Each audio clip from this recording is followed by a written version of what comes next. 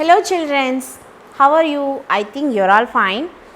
This is Mercy from Bharathidasanar Metric Higher Secondary School, Arakonam. I am handling computer science. So today topic is 3rd standard unit 1 computer hardware and software.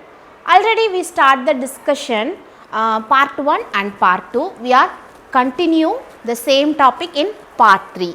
So these are all the topics covered in this lesson. Uses of computer and computer hardware. In this hardware already we discussed input devices and output devices. So today we are going to discuss about CPU and storage devices. So what is CPU? The expansion of CPU is central processing unit. We are using many input devices and many output devices, but this input and output devices are controlled by CPU. So central processing unit, it is controlled all input and output devices. So three main parts of CPU. One is control unit and another one is arithmetic logic unit and memory unit. So these are three main parts of CPU. What is control unit? Control the working of all parts of the computer. We are using input devices and output devices. Some external devices are we are using. So all devices are controlled by this control unit. Next, arithmetic and logic unit. Using computer we can perform a mathematical operations, that may be addition, subtraction, division, exponential, many kind of arithmetic operations we are done using computer. So that is called arithmetic logic. So that mathematical operations are controlled by this arithmetic and logic unit. Next, memory unit. So this memory unit is used to store the data in memory spaces. So store the instructions given by the input devices. What are all the input we are giving, that is stored in a place before they are sent for processing. So first if you are giving the input to computer, that input is first stored in the place. After that only it will going to process. So it also store the result or output before it send it to out.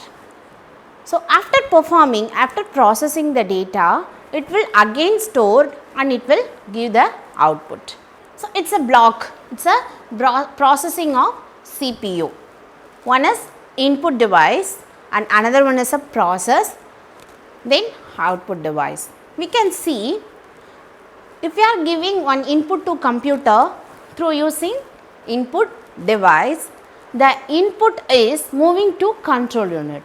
After reaching this control unit, it moves to memory unit. After allocating the memory, it will again move to control unit. After moving this, it will do the process, whether you are giving arithmetic or logic unit.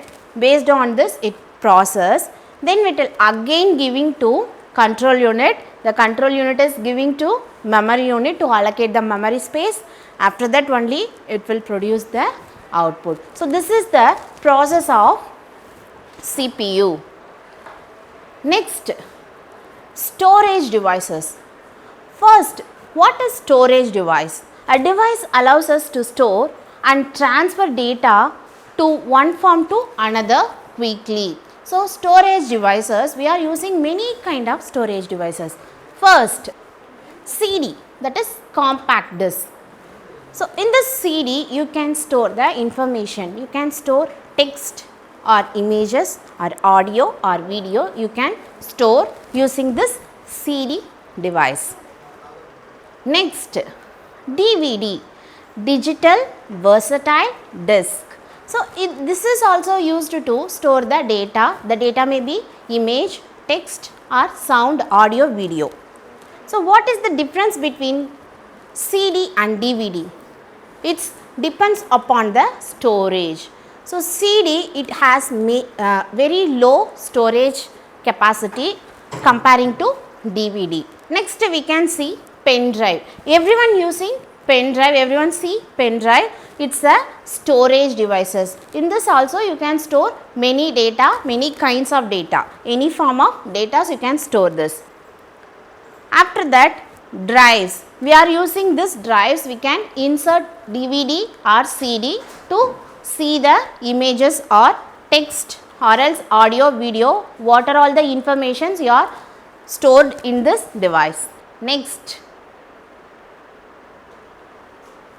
USB drive. So, in this USB drive you can insert a pen drive or data cards to store the information in computer or else mobile phone.